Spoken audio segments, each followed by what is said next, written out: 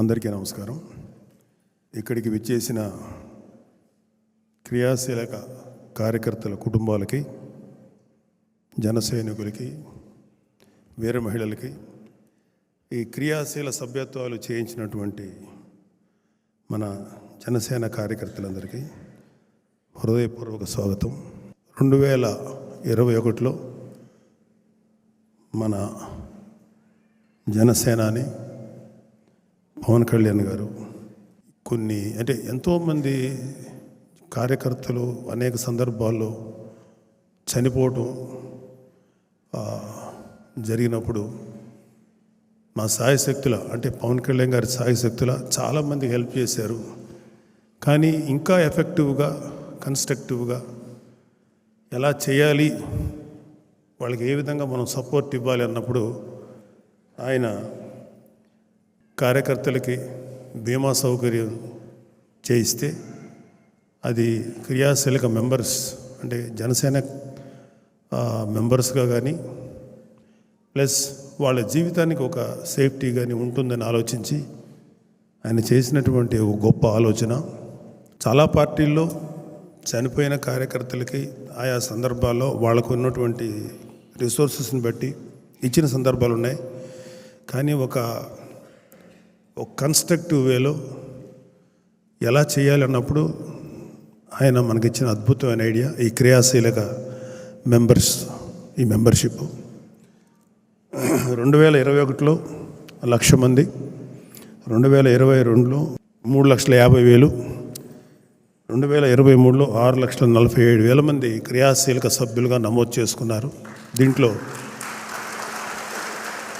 దీంట్లో రెన్యూవల్స్ కూడా ఉన్నాయి. ఇప్పుడు మళ్ళీ మన 18వ తారీఖున క్రియాశీలక మెంబర్షిప్ స్టార్ట్ చేశారు. 28 వరకు ఉంటుంది.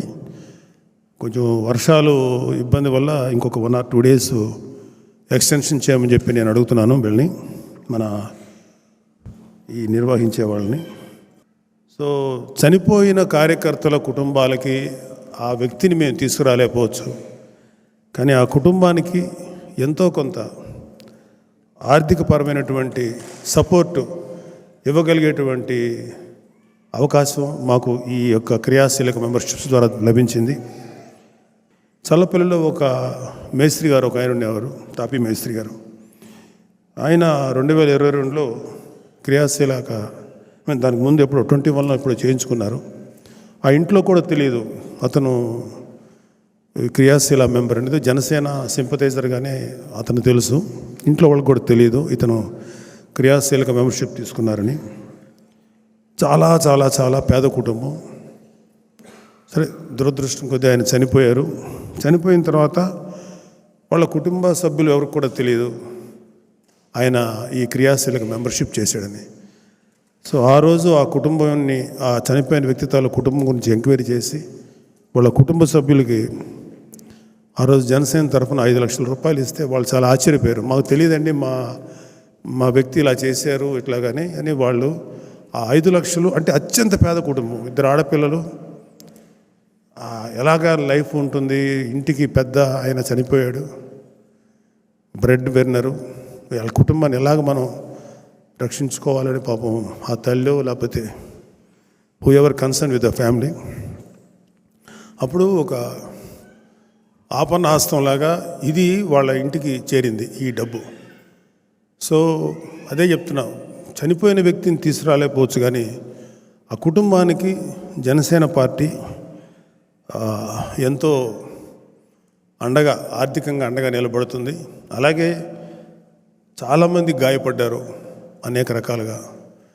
వాళ్ళందరికీ కూడా వాళ్ళ హాస్పిటల్లో ఖర్చుల నిమిత్తం చాలా కన్సిడరబుల్ అమౌంట్స్ ఇచ్చాం. కొంతమందికి 3-4 కేసులు అయితే వాళ్ళు శాశ్వతమైనటువంటి అంగవైకల్యం సంభవించినప్పుడు వాళ్ళకి 3 లక్షల దాకా వాళ్ళకి సపోర్ట్గా ఇవ్వటం జరిగింది. సుమారు 21 నుంచి మొన్న 24 దాకా 349 మంది క్రియాశీలక కార్యకర్తలు వీళ్ళు చనిపోవటం జరిగింది. వాళ్ళందరికీ కలిపి ఇప్పుడు దాకా మనం చెల్లించింది 17,45,00,000 వాళ్ళ కుటుంబాలకు మనం చెల్లించాం. గాయపడిన సభ్యులు 443 మంది. వాళ్ళకి చెల్లించిన డబ్బు 6,74,00,000. సో ఇది అంటే ఒక కుటుంబం అంటే మేము మధ్యతరగతి కుటుంబం నుంచి వచ్చాం కాబట్టి మేము మీకు షేర్ చేసుకోవాలి. మా నాన్నగారు చాలా సాధారణమైనటువంటి ఎక్సైజ్ డిపార్ట్మెంట్ ఉద్యోగి. చాలాసార్లు ఆర్థికంగా మేము చాలా ఇబ్బందులు పడిన సందర్భాలు ఉన్నాయి. ఒక్కొక్కసారి ఏ రోజు రేషను ఆ రోజు తెచ్చుకొని జీవితం గడిపినటువంటి రోజులు నాకు ఇంకా బాగా గుర్తున్నాయి. అలాగే మా పెద్ద చెల్లెలకి ఒంట్లో బాగలేకపోతే హాస్పిటల్కి తీసుకెళ్ళి చూపించడానికి కూడా ఒక 5 రూపాయలు కూడా లేనటువంటి పరిస్థితులు మాకు జరిగినాయి. సో అప్పుడు మాకు తెలుసు ఒక ఇంటికి ఆ ఇంటికి సంబంధించిన ఏ పిల్లలకు పెద్దవాళ్ళకి ఎవరికైనా సరే ఒక వైద్యానికి సంబంధించిన పరిస్థితులు, ఒక అనారోగ్యానికి సంబంధించిన పరిస్థితులు వచ్చి ట్రీట్మెంట్ చేయాలంటే ఎంత అవస్థలు పడతారు. ఒక్కొక్కసారి నాకు కొంతమంది మిత్రులు చెప్పారు, ఒక్కసారి ఒంట్లో కనుక బాగలేకపోతే ఏదైనా అయితే ఒక పెద్ద జబ్బు అయితే శాశ్వతంగా వాళ్ళకున్న ఆస్తులు అమ్మేసుకోనో సొంత ఇల్లు అమ్మేసుకోనో ఆ వ్యక్తిని బతికించుకుంటా ప్రయత్నించి అదృష్టం బాగుంటే బతికినా వాళ్ళు అన్నీ పోగొట్టుకొని ఒక ఇల్లు లేకపోతే ఒక కొద్దిపాటి స్థలం లేకపోతే కొద్దిపాటి ఆస్తి అంతా పోగొట్టుకొని మళ్ళీ జీవితాన్ని మొదటి నుంచి ప్రారంభించటమా, లేదంటే చనిపోయిన వ్యక్తి ఆ వ్యక్తికి ఒంట్లో బాగలేక ట్రీట్మెంట్ చేయించినా సరే చనిపోతే ఆ కుటుంబానికి ఆ ఉన్న కొద్దిపాటి ఇల్లు వాటెవర్ పొలం కానీ ఆస్తులు కానీ అమ్మేసుకొని భర్త లేకుండానో లేకపోతే ఆ ఇంటికి బ్రెడ్ విన్నర్ లేకుండానో రోడ్ల మీద పడిపోయిన కుటుంబాలను ఎన్నో చూసాం మేము. బహుశా మన నాయకుడు పవన్ కళ్యాణ్ గారు ఇలాంటివి కోకొలలు చూస్తుంటారు. అందుకని ఆయన మనసు కరిగి ఆయనకు ఏదైనా చేయాలన్న ఆలోచన వచ్చినప్పుడు ఆయన ఆలోచన నుంచి వచ్చినటువంటి ఈ గొప్ప కార్యక్రమమే జనసేన క్రియాశీలక మెంబర్షిప్ కార్యక్రమం. మీరందరూ కూడా ఎవరైతే కట్టుకోగలిగే వాళ్ళు రెన్యూల్ చేసుకోండి. ఒకవేళ ఎవరైనా కట్టుకోలేకపోతే బాగా పేదరికంలో ఉంటే మనకి ఇవాళ జనసేనకి బలమైన నాయకులు ఉన్నారు అన్ని నియోజకవర్గాల్లో.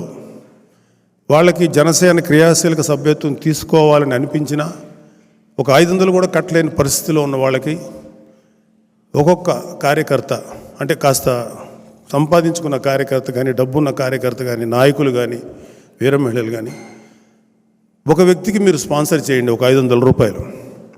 అక్కడ మీరు స్పాన్సర్ చేసి వాళ్ళు మెంబర్స్ అవుతారు. ఎట్ ద సేమ్ టైం వాళ్ళకి ఒక భద్రత కల్పించిన వాళ్ళు అవుతారు. అంటే ఒక చాలామంది ఏంటంటే రాజకీయాల్లో తిరిగి పాడైపోయాడు ఎందుకు కాకుండా అయిపోయాడు అని చాలామంది అనిపించుకుంటుంటారు, యూత్ కానీ లేకపోతే చాలామంది నాయకులు కానీ.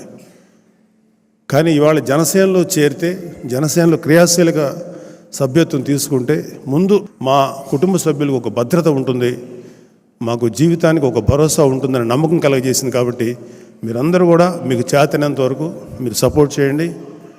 నేను కూడా మన చక్రవర్తి గారిన కానీ హరిప్రసాద్ గారిని చెప్పండి, నేను కూడా కొంత ఎవరన్నా నిజంగా కట్టుకోలేని కార్యకర్తలు ఉంటే వాళ్ళకి కట్టండి. I will support sir.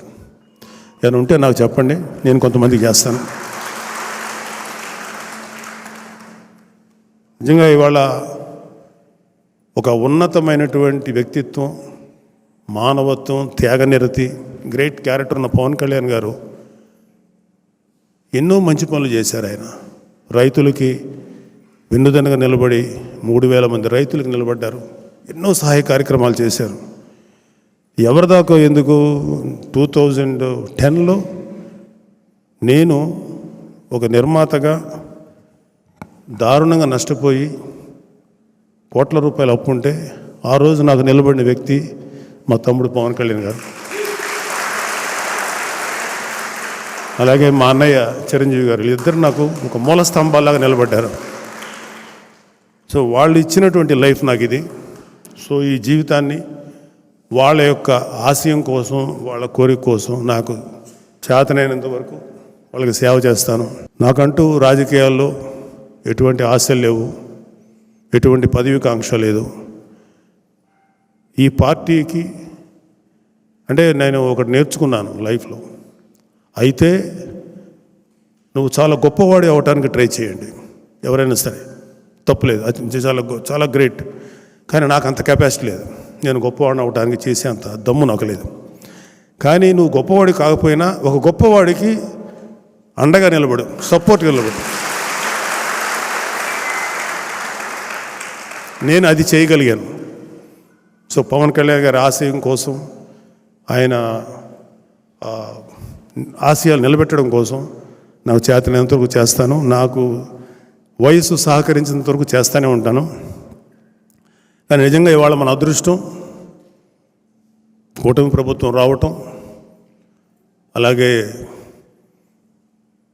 మన తెలుగుదేశం పార్టీ, బీజేపీ, జనసేన కలిసి పోటీ చేసి ఘన విజయం సాధించడం, ఒక గొప్ప అడ్మినిస్ట్రేటర్ అయినటువంటి చంద్రబాబు నాయుడు గారిని మళ్ళీ సీఎంగా చేయటం, ఒక గొప్ప మానవతావాది, మంచితనం, వ్యక్తిత్వం, త్యాగనిరతి ఉన్నటువంటి పవన్ కళ్యాణ్ గారు డిప్యూటీ సీఎంగా చేయటం, దానికి నిజంగా మన అదృష్టం.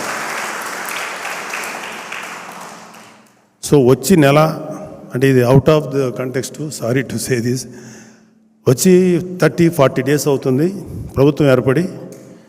అర్జెంటుగా ఏమి చెప్పినా ఇలాంటి పనికి మాలినటువంటి కామెంట్లు చేసే వైసీపీ వాళ్ళని చూస్తే నాకు చాలా చిరాగ్గా ఉంటుంది. మనం 6 నెలలు టైం ఇచ్చాం వైసీపీ ప్రభుత్వం వచ్చినప్పుడు, వాళ్ళు కనీసం 1 మంత్ కూడా టైం ఇవ్వకుండా కాట్ల కుక్కల్లాగా మీద పడుతున్నారు కూటమి ప్రభుత్వం మీద. పర్వాలేదు, మీరు పడండి, మిమ్మల్ని మీ పరిస్థితిని బట్టి మీకు యాంటీ రాబీస్ ఇంజెక్షన్ ఇవ్వటమో, లేకపోతే మీరు చేసిన యాదవ పనులకి తన్ని మీ నేరాలకి తగిన బుద్ధి చెప్పి లోపల వేయటమో జరుగుతుంది, దాంట్లో డౌట్ లేదు. ఏ ఒక్క వైసీపీలో ఉన్నటువంటి వ్యక్తి, క్రైమ్ చేసిన ఏ వ్యక్తి కూడా తప్పించుకోలేడు. రాబోయే 5 ఏళ్లలో మీరు చేసుకున్న కర్మకి మీరు అనుభవించాల్సిందే శిక్ష. ఎవరి మీద వ్యక్తిగతంగా మేము ఎటువంటి నేరారోపణలు చేయం, మేము ఏ వ్యక్తిని టార్గెట్ చేయం. కానీ మీరు చేసిన ప్రతి పనికి మీరు సమాధానం చెప్పుకోవాల్సినటువంటి రోజు నాకు తెలిసి 1 or 2 yearsలో వస్తుంది. అదే దట్ డిపెండ్స్ అపాన్ వాళ్ళ గ్రావిటీ, వాళ్ళు చేసిన నేరాలు ఎట్లా ఉంటాయి వాటిని బట్టి. అంటే నేను ఎందుకు చెప్తానంటే, ప్రజలకి ఎటువంటి ఉపయోగపడకపోగా వాళ్ళ జోబులో నుంచి ఈ వైసీపీ నేతలు కానీ, జగన్మోహన్ రెడ్డి లాంటి వాళ్ళు కానీ, వాళ్ళ జోబులో నుంచి 10 రూపాయలు ఇవ్వటం నేను ఇంతవరకు ఎక్కడా చూడలే. పైగా ప్రజల కోసం నిలబడి గత 15 ఏళ్ళ నుంచి, 10 ఏళ్ళ నుంచి పార్టీ పెట్టి 15 ఏళ్ళ నుంచి రాజకీయ అనుభవం ఉన్న పవన్ కళ్యాణ్ గారు ఎన్నో మాటలు పడ్డారు, ఎన్నో తిట్లు తిన్నారు. సరే, ఇవన్నీ పార్ట్ ఆఫ్ ద లైఫ్. నేను ప్రజల కోసం సేవ చేద్దామని ముందుకు వచ్చినప్పుడు ఇవన్నీ తీసుకుంటాను. ఎందుకంటే నా టార్గెట్ వీళ్ళ తిట్లు లేకపోతే వీళ్ళ శాపనార్థాలు కాదు, ప్రజలకి నేను ఎంత గొప్పగా సర్వీస్ చేయాలి అన్న ఆలోచన వల్ల ఆయన ముందుకు నడిపించగలిగింది ఆలోచన. అందుకే ఆయన ఇవాళ మంచి స్థితిలో ఉన్నారు. డెఫినెట్గా రాబోయే ఈ 5 సంవత్సరాలు ఆంధ్రప్రదేశ్ ఒక గోల్డెన్ ఏజ్ చూస్తుంది. దయచేసి ఎవరైతే ఇక్కడ ఉన్నవాళ్ళు, మీరు కానీ ఎవరైనా సరే జస్ట్ కొంచెం ఓపిక పట్టండి, అన్నీ సక్రమంగా జరుగుతాయి. మాకు కళ్ళారా మేము ఎంతో, అంటే మన ఎలక్షన్స్కి వెళ్ళినప్పుడు ఎన్నో దుర్మార్గాలు చూసాం. సాక్షాత్తు సీఎం స్థానంలో ఉన్నటువంటి జగన్మోహన్ రెడ్డి చెప్పినంత అబద్ధాలు, అంటే ఒక అబద్ధం చెప్పితే అతికినట్టుండాలి, అంత గొప్పగా చెప్పగలడు ఆయన. అబద్ధాలు చెప్పటంలో ఆయన డాక్టరేట్ పొందాడు. పచ్చి అబద్ధాలు. రైతులు దారుణంగా ఆత్మహత్యలు చేసుకుని, కౌలు రైతులు చనిపోతే మేము ప్రత్యక్షంగా తిరిగాం. ఆ కుటుంబాలు ఎంత దారుణమైన పరిస్థితుల్లో మేము చూసాం. ఒక్క రైతు కూడా సూసైడ్ చేసి చచ్చిపోలేదని పవిత్రమైన అసెంబ్లీ సాక్షిగా మాట్లాడినటువంటి జగన్మోహన్ రెడ్డి గారు. జంగారెడ్డిగూడెంలో కల్తీ సారా తాగి కొంతమంది పేద కార్మికులు చనిపోతే సహజ మరణాలని చెప్పి శాసనసభ సాక్షిగా పచ్చి అబద్ధం చెప్పిన వ్యక్తి జగన్మోహన్ రెడ్డి గారు. ఇప్పుడు ఎక్కడో లోకల్ తగాదాలు, వినుకొండలో ఎక్కడో చిన్న తగాదాలు ఉంటే దాన్ని తీసుకొని దేశం నాశనం అయిపోతుంది, రాష్ట్రం నాశనం అయిపోతుంది, రాష్ట్రపతి పాలన పెట్టాలి అని అవాకులు చవాకులు పేలుతున్న జగన్మోహన్ రెడ్డి గారికి దయచేసి తప్పులేదండి, మీరు తప్పులు చేశారు, ధైర్యంగా ఉండండి, ఇక నుంచైనా మంచి దారిలో నడవండి. రాబోయే 10 ఏళ్ళ తర్వాత 15 ఏళ్ళ తర్వాత మళ్ళీ మీకు ఒక అవకాశం రావచ్చు. అట్లీస్ట్ మంచి అనిపించుకోండి. ఇంకా నీచమైనటువంటిగా దిగజారిపోయండి. జనాలు ఇంతకంటే సినిమాలో డైలాగ్ ఇంతకంటే దిగజారు అనుకున్న ప్రతిసారి ఇంకా దిగజారిపోతున్నాను, నా ఎక్స్పెక్టేషన్ చంపేస్తున్నాను అంటారు. అలా దిగజారిపోతూనే ఉంది వైసీపీ. మీరు కానీ మీ కార్యకర్తలు కానీ ఆలోచించుకోండి. మేము మాత్రం జనసేన ఇవాళ అధికారంలో ఉంది. అధికారంలో ఉన్నప్పుడు ఒక మాట, లేనప్పుడు ఒక మాట చెప్పే వ్యక్తి కాదు మన నాయకుడు. ఎప్పుడు కూడా ప్రజలకు అండగా, ప్రజలకి సపోర్ట్గా ఉంటారు, మీ అందరికీ వెన్నుదన్నుగా ఉంటారు. Thank you very much. Let's start distribution.